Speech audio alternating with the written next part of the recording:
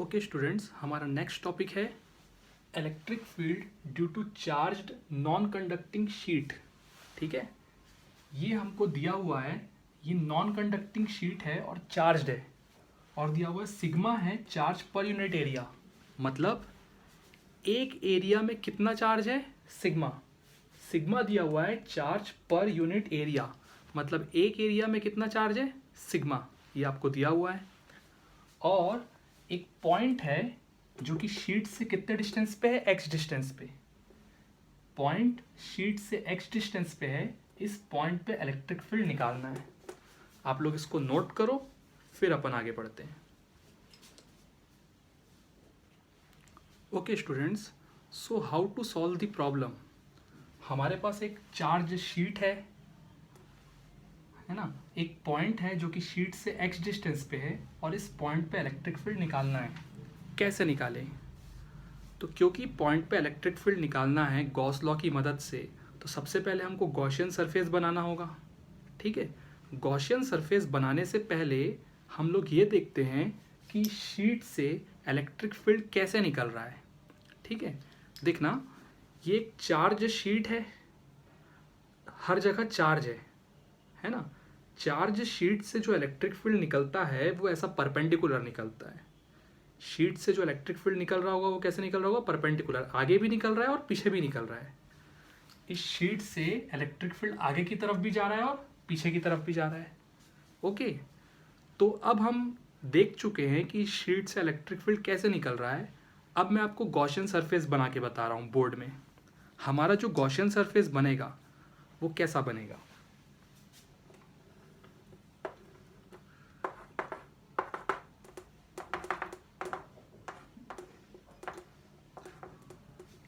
ये होगा दोस्तों हमारा गॉसियन सरफेस। मतलब हमारा जो गॉसियन सरफेस होगा ये किस शेप का है, सिलेंडर।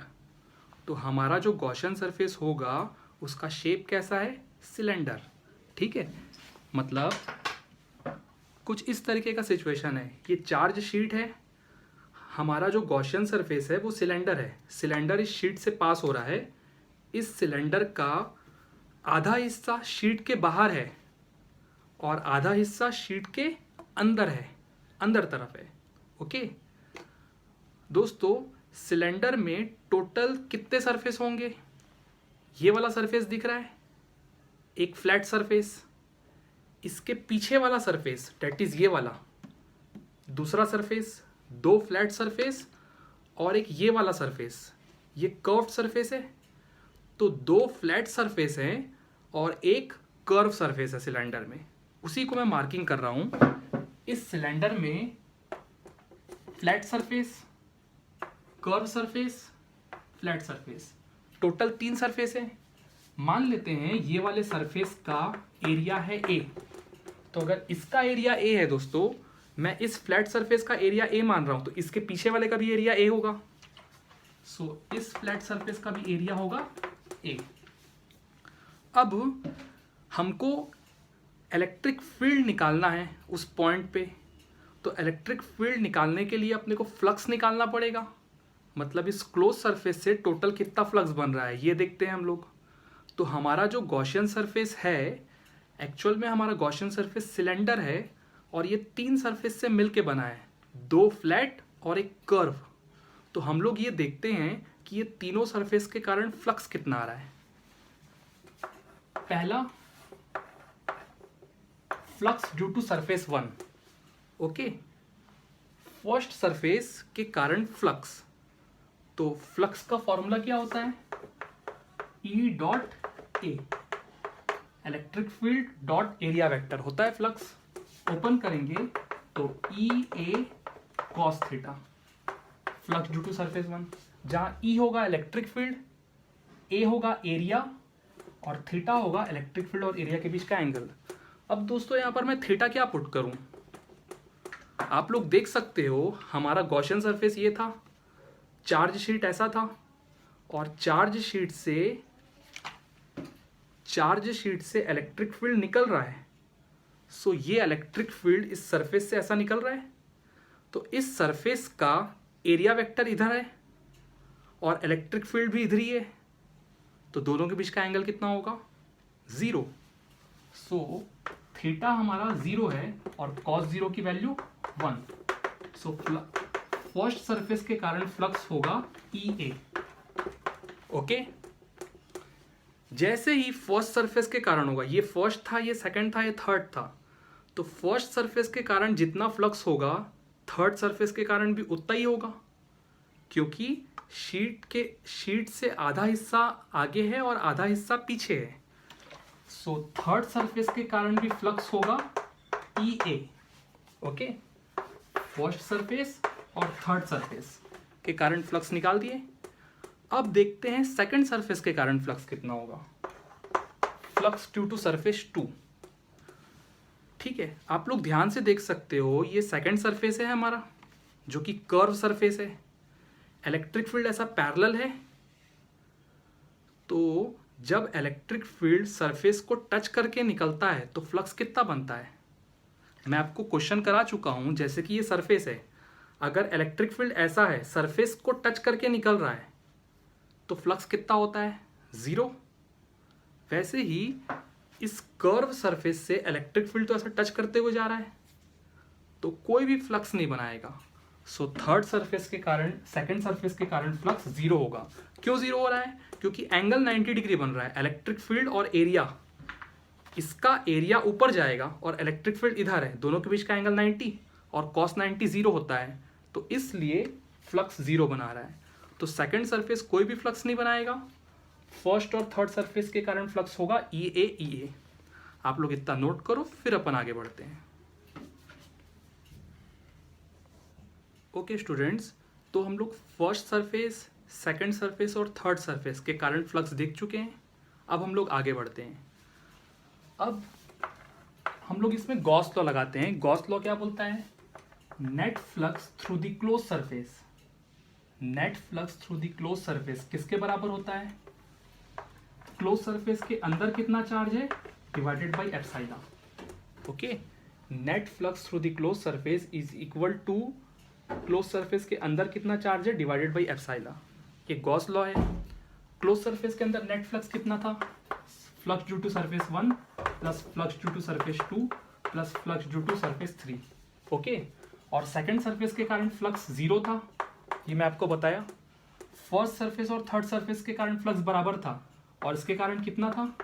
EA। इसके कारण भी कितना था? EA। तो EA कितना हो गया? 2EA यहां पर। अब राइट साइड में देखते हैं, net flux through the close surface is equal to Q inside divide by epsilon. Divided by epsilon, अंदर कितना चार्ज है दोस्तों? Q इन मतलब क्लोज सरफेस के अंदर कितना चार्ज है? हमारा जो गॉसियन सरफेस बना हुआ है उसके अंदर कितना चार्ज है? ध्यान से देखना, ये हमारा गॉसियन सरफेस है। गॉसियन सरफेस के अंदर शीट आ रहा है और शीट का कुछ हिस्सा आ रहा है, पूरा शीट थोड़ी ना आ रहा है। तो शीट का ये वाला हिस्सा आ रहा है, गॉसियन सरफेस के अंदर शीट का ये वाला पोर्शन आ रहा है, तो इस पोर्शन में कितना चार्ज है वो रहेगा। अब आप लोग बताओ इस पोर्शन में कितना चार्ज है? दोस्तों यहां पर आप ये देख सकते हो, इसका एरिया A है तो इसका भी एरिया A ही होगा, है ना। इसका एरिया अगर A है तो इसका भी एरिया क्या होगा? A, क्योंकि इसी का प्रोजेक्शन है। अब इसके अंदर कितना चार्ज है वो हमको लिखना है। हमको क्या पता है? सिग्मा है चार्ज पर यूनिट एरिया। एक एरिया में कितना चार्ज है? एक एरिया में कितना चार्ज है? सिग्मा। तो ये कितना एरिया है? A। तो एक एरिया में सिग्मा चार्ज है, तो A एरिया में कितना चार्ज होगा? Sigma A। और सिग्मा A ही तो है Q इन, इसके अंदर का चार्ज। सो Q इन की जगह हम लोग क्या लिख सकते हैं? Sigma A। ओके, तो sigma A divided by epsilon, A cancel, तो E की वैल्यू आ रही है सिग्मा अपॉन 2 एप्सिलॉन। मतलब इलेक्ट्रिक फील्ड हमारा निकल गया, कितना आ रहा है? Sigma upon 2 epsilon. अब आप लोग ध्यान से देखना, ये इलेक्ट्रिक सिग्मा तो कांस्टेंट है, एप्सिलॉन भी कांस्टेंट है, 2 भी कांस्टेंट है। मतलब हमारा जो इलेक्ट्रिक फील्ड आ रहा है वो कैसा है? कांस्टेंट। हमारा जो इलेक्ट्रिक फील्ड आ रहा है वो कैसा है? कांस्टेंट। मतलब इलेक्ट्रिक फील्ड डिस्टेंस पे निर्भर ही नहीं कर रहा है, डिपेंड नहीं कर रहा है। हम लोग ये माने थे ये पॉइंट चार्ज से, ये पॉइंट जो है शीट से कितने डिस्टेंस पे है x, और फॉर्मूले में तो x आ ही नहीं रहा है। इसका मतलब चार्ज शीट से जो इलेक्ट्रिक फील्ड बनता है वो डिस्टेंस पर डिपेंड नहीं करता। ये चार्ज शीट था, ये पॉइंट था, इस पॉइंट पर इलेक्ट्रिक फील्ड निकाले थे, इन दोनों के बीच का डिस्टेंस कितना था x, लेकिन फॉर्मूले में तो x आ ही नहीं रहा है। मतलब चार्ज शीट से जो इलेक्ट्रिक फील्ड बनता है वो डिस्टेंस पर डिपेंड नहीं करता है। सो आपको इस बात को नोट में लिखना है। आप लोग नोट कीजिए, फिर अपन नेक्स्ट टॉपिक डिस्कस करते हैं। ओके स्टूडेंट्स, हमारा नेक्स्ट टॉपिक है electric field due to charged conducting sheet. इससे पहले जो हम लोग पढ़े थे वो नॉन कंडक्टिंग शीट था। नॉन कंडक्टिंग शीट में चार्ज एक ही तरफ रहता है, ठीक है। नॉन कंडक्टिंग शीट में चार्ज एक ही तरफ रहता है, लेकिन कंडक्टिंग शीट में चार्ज दोनों तरफ रहता है, मतलब आगे भी रहेगा और पीछे भी रहेगा। बस यही डिफरेंस है, बाकी निकालने का तरीका वही होगा। इसलिए मैं पिछले सॉल्यूशन को मिटाला भी नहीं हूँ, ये पिछला सॉल्यूशन है, बस इसी में थोड़ा सा चेंज रहेगा, ठीक है। तो कंडक्टिंग शीट में चार्ज दोनों तरफ रहता है और नॉन कंडक्टिंग शीट में चार्ज एक ही तरफ रहता है, जो कि हम लोग देख चुके हैं। सो इसको कैसे सॉल्व करें? सबसे पहले हमको गॉसियन सरफेस बनाना होगा, और वो गॉसियन सरफेस सिलेंड्रिकल होगा, ठीक है। इस पॉइंट पे इलेक्ट्रिक फील्ड निकालना था, गॉसियन सरफेस हम लोग बनाएं। गॉसियन सरफेस सिलेंड्रिकल होगा, और सिलेंडर में 3 सरफेस होते हैं टोटल, 2 फ्लैट और एक कर्व, 1 2 3, ओके। सो सबसे पहले नेट फ्लक्स होगा, flux due to surface 1, flux due to surface 2, flux due to surface 3। Second surface के कारण फ्लक्स 0 होगा, फर्स्ट के कारण EA, थर्ड के कारण EA, तो EA कितना हो जाएगा 2EA। अब राइट साइड में आप लोग ध्यान से देखना, is equal to Q in upon epsilon naught, अंदर का charge divide by epsilon naught. अंदर का चार्ज कितना होगा? अंदर मतलब जो हमारा गॉसियन सरफेस है उसके कितना, उसके अंदर का चार्ज। तो गॉसियन सरफेस के अंदर ये वाले पोर्शन का चार्ज लेना पड़ेगा, और इसके पीछे वाले हिस्से का भी चार्ज लेना पड़ेगा। तो इसमें कितना चार्ज होगा? चार्ज पर यूनिट एरिया कितना है? सिग्मा, मतलब एक एरिया में कितना चार्ज है? सिग्मा, और इसका एरिया कितना है? A, तो इसमें कितना चार्ज होगा? सिग्मा है, और इसके पीछे वाले में भी सिग्मा है। तो यहाँ पर अंदर का चार्ज होगा sigma A plus sigma A, that is 2 sigma A. तो A कैंसल, 2 कैंसल, तो इलेक्ट्रिक फील्ड का फॉर्मूला आएगा sigma upon epsilon. Electric field का फॉर्मूला क्या आएगा?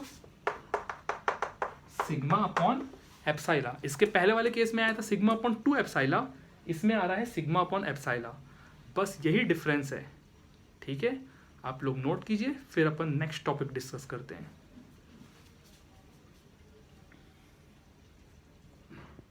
Okay students, application of Gauss law का हमारा लास्ट टॉपिक है electric field due to charged wire. मतलब एक चार्ज्ड वायर है, उसके कारण हमको इलेक्ट्रिक फील्ड निकालना है। आप लोग देख सकते हो एक चार्ज वायर है जिसका लेंथ कितना है? इनफाइनाइट, बहुत बड़ा वायर है। लेंथ इनफाइनाइट मतलब वायर बहुत बड़ा है। पॉइंट है वायर से कितने डिस्टेंस पे है? R डिस्टेंस पे।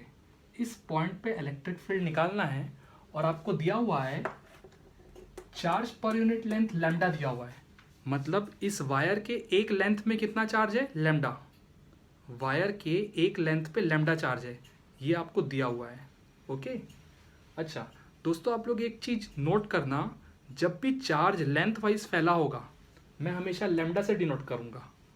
जब भी चार्ज एरिया वाइज फैला होगा, charge per unit area, sigma से डिनोट करूँगा, जैसे कि शीट वाले प्रॉब्लम में किए थे। जब भी चार्ज वॉल्यूम वाइज फैला होगा मैं हमेशा रो से डिनोट करूँगा, जैसे कि स्पीयर वाले प्रॉब्लम में किए थे। स्पीयर में चार्ज वॉल्यूम वाइज फैला था तो उसको रो से डिनोट किए थे। तो ये आप लोग नोट कीजिएगा, ओके स्टूडेंट्स। तो हमको चार्ज्ड वायर के कारण किसी पॉइंट पे इलेक्ट्रिक फील्ड निकालना है गॉस लॉ की मदद से। कैसे निकालेंगे? सबसे पहले तो हमको एक गॉसियन सरफेस बनाना होगा। गॉसियन सरफेस बनाने से पहले हम लोग ये देखते हैं कि वायर से जो इलेक्ट्रिक फील्ड निकल रहा होगा वो कैसे निकल रहा होगा। ध्यान से समझना, ये एक वायर है, चार्ज वायर बहुत बड़ा है। इससे जो इलेक्ट्रिक फील्ड निकल रहा होगा वो कैसे निकल रहा होगा, आपको इमेजिन करना होगा। आप इमेजिन कीजिए एक सर्कुलर प्लेट है, यहाँ पर एक सर्कुलर प्लेट रख दिया मैं, ठीक है। तो सर्कुलर प्लेट है तो उसका सरफेस होगा, उस सरफेस के हर एक डायरेक्शन पे इलेक्ट्रिक फील्ड होगा। मतलब इस वायर के कारण इधर भी होगा इलेक्ट्रिक फील्ड, इधर भी, इधर भी, इधर भी, इधर भी, इधर भी। अगर हम एक सर्कुलर प्लेट रखते हैं तो सर्कुलर प्लेट के हर एक डायरेक्शन पे इलेक्ट्रिक फील्ड होगा इस वायर के कारण। समझ में आया? तो चार्ज वायर के कारण इलेक्ट्रिक फील्ड कुछ इस तरीके से रहता है। अब क्योंकि हम डायरेक्शन समझ गए हैं थोड़ा बहुत, अब हम गॉसियन सरफेस बनाते हैं। अगेन हमारा जो गॉसियन सरफेस बनेगा वो सिलेंड्रिकल बनेगा। देखना, इस पॉइंट पे इलेक्ट्रिक फील्ड निकालना है, तो जिस पॉइंट पे इलेक्ट्रिक फील्ड निकालना है उस पॉइंट से पास होता हुआ एक गॉसियन सरफेस बनाना पड़ेगा। तो ये हम लोग एक गॉसियन सरफेस बना दिए। ये गॉसियन सरफेस सिलेंडर है, इस सिलेंडर का रेडियस कितना होगा? आर, और मान लेते हैं इस सिलेंडर का लेंथ है एल, और इस पॉइंट पे इलेक्ट्रिक फील्ड निकालना है। ओके, अब ये सिचुएशन कुछ इस तरीके से हो गया है। इमेजिन करो ये बॉटल, ये सिलेंडर है, और इस बॉटल का जो एक्सिस होगा ये वाला, इस एक्सिस से पास होता हुआ चार्ज वायर जा रहा है। मतलब इस बॉटल के अंदर चार्ज वायर है और बॉटल हमारा गॉसियन सरफेस है। इस तरीके का सिचुएशन है। अब क्योंकि हमारा बॉटल गॉसियन सरफेस है तो इसमें टोटल 3 सरफेस होंगे, एक ये वाला, एक ये वाला, और एक ये, 2 फ्लैट और एक कर्व। तो ये वाले सरफेस को सरफेस 1 नाम दे रहा हूं, इसको सरफेस 2 और इसको सरफेस 3। तो 3 सरफेस आ रहे हैं। हमारे गॉसियन सरफेस टोटल 3 सरफेस से मिलके बना है, 2 फ्लैट और एक कर्व। तो हम लोग देखते हैं इन तीनों सरफेस में फ्लक्स कितना बन रहा है। सबसे पहले ये वाले सरफेस में फ्लक्स, तो फ्लक्स ड्यू टू सरफेस 1 कितना होगा? ध्यान से देखना दोस्तों, ये वाला सरफेस में फ्लक्स निकालना है। इलेक्ट्रिक फील्ड कैसा है? मैं आपको बताया था, इलेक्ट्रिक फील्ड अगर आप एक प्लेट रखते हो तो प्लेट के हर एक डायरेक्शन पे इलेक्ट्रिक फील्ड होगा। मतलब इलेक्ट्रिक फील्ड इधर भी है, इधर है, इधर है, इधर है, इधर है, इधर है। ये सारे इलेक्ट्रिक फील्ड सरफेस को टच करते हुए जा रहे हैं। एक इलेक्ट्रिक फील्ड ऐसा है, एक ऐसा है, एक ऐसा है, एक ऐसा है, एक ऐसा है। ये सारे इलेक्ट्रिक फील्ड सरफेस को टच करते हुए जा रहे हैं। कोई भी इलेक्ट्रिक फील्ड ऐसा नहीं है, सरफेस को फाड़ नहीं रहे हैं, पेनिट्रेट नहीं कर रहे हैं, टच करते हुए निकल रहे हैं। तो क्योंकि इलेक्ट्रिक फील्ड सरफेस को टच करते हुए निकल रहे हैं तो फ्लक्स कितना होगा? 0। तो फर्स्ट वाले सरफेस के कारण फ्लक्स 0 होगा। क्यों 0 हो रहा है? क्योंकि इसके पीछे का रीजन क्या है? जो थीटा है, देखना इलेक्ट्रिक फील्ड इधर है, एरिया वेक्टर इधर है, दोनों के बीच का एंगल 90 डिग्री बन रहा है। तो थीटा 90 डिग्री है और कॉस 90 0 होता है, इसीलिए इसके कारण फ्लक्स 0 बन रहा है। अगर इसके कारण फ्लक्स 0 है तो इसके कारण भी 0 होगा। तो थर्ड सरफेस के कारण भी फ्लक्स 0 होगा, रीजन सेम होगा। ओके, अब हमको देखना है ये सेकंड सरफेस है, सेकंड सरफेस के कारण फ्लक्स कितना होगा। देखना, अब इलेक्ट्रिक फील्ड सेकंड सरफेस के पैरेलल है क्या? नहीं, सेकंड सरफेस को तो फाड़ के निकल रहा है ना वो। इलेक्ट्रिक फील्ड ऐसा जा रहा है, ऐसा जा रहा है, ऐसा जा रहा है, ऐसा जा रहा है, तो सरफेस के तो पैरेलल नहीं हुआ। तो सेकंड सरफेस कुछ ना कुछ फ्लक्स बनाएगा। सो सेकंड सरफेस के कारण फ्लक्स होगा ई डॉट ए, और ये होगा ई ए कॉस थीटा। थीटा कितना होगा? देखना, इलेक्ट्रिक फील्ड इधर है और ये सरफेस का एरिया वेक्टर भी इधर है, दोनों के बीच का एंगल 0 और कॉस 0 1। सो सेकंड सरफेस के कारण फ्लक्स होगा ई एरिया। ये कर्व सरफेस है, सेकंड सरफेस कर्व सरफेस है, और सिलेंडर के कर्व सरफेस का फॉर्मूला क्या होता है? कर्व सरफेस ऑफ सिलेंडर होता है 2πrl। Okay, so second surface के कारण फ्लक्स इतना होगा। आप लोग इतना नोट कीजिए, फिर अपन डिस्कस करते हैं नेक्स्ट। ओके स्टूडेंट्स, अब हमको कुछ नहीं करना है, सिंपल गॉस लॉ लगाना है। गॉस लॉ क्या बोलता है? नेट फ्लक्स जो होगा वो होगा अंदर का चार्ज डिवाइडेड बाय एप्सिलॉन, ठीक है। और नेट फ्लक्स जो होगा, flux due to surface 1, flux due to surface 2, flux due to surface 3। Is equal to अंदर कितना चार्ज है, जो हमारा गॉसियन सरफेस है उसके अंदर यहाँ पर का चार्ज है, इस चार्ज को लेना है। अब ध्यान से समझना, लैम्डा क्या है, चार्ज पर यूनिट लेंथ। एक लेंथ में कितना चार्ज है, लैम्डा, और हमको यहाँ से लेकर यहाँ तक का चार्ज चाहिए, इसका लेंथ कितना है, कैपिटल एल। तो एक लेंथ पे लैम्डा चार्ज है, तो एल लेंथ पे कितना होगा, लैम्डा इंटू एल, मतलब ये अंदर का चार्ज होगा लैम्डा एल। तो क्यू इन की जगह क्या लिख रहा हूँ मैं, लैम्डा एल। दूसरा, इसकी वैल्यू 0 है, इसकी वैल्यू 0 है, और इसकी वैल्यू हम लोग निकाल चुके हैं। इसकी वैल्यू क्या निकाले थे, ई इंटू 2πRL। सो हम वैल्यूज को पुट करते हैं, देखते हैं आंसर कितना आता है। तो ये 0 ये 0, ये हो गया E into 2πRL is equal to lambda L upon epsilon. L L cancel, तो ई की वैल्यू आ रही है lambda upon 2π epsilon R. Okay, so इस वायर के कारण इलेक्ट्रिक फील्ड का फॉर्मूला ये होगा।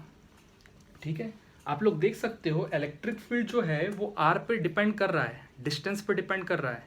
मतलब डिस्टेंस बढ़ेगा तो इलेक्ट्रिक फील्ड कम होगा। ठीक है, आप लोग नोट कीजिए, फिर अपन अगले टॉपिक में जाते हैं।